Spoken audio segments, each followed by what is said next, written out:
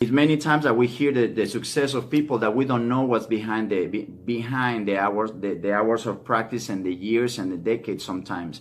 And one of the examples that he talks about in the book is Wolfgang Amadeus Mozart. That by the time Mozart was 5 or 6, he was already giving live performances. By the time he was 10, he had already done several compositions. Well, it turns out that what people don't know is that Mozart's dad was a very famous performer and composer, and by the time Mozart was 3 years old, he had him already in a very intense training program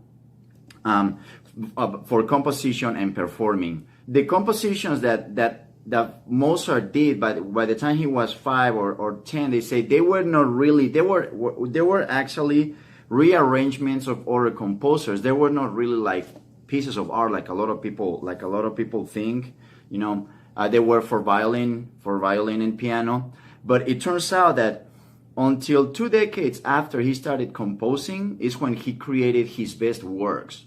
So he spent 20 years, he started doing early works on it, but he spent 20 years until he really created something that you could call like a masterpiece.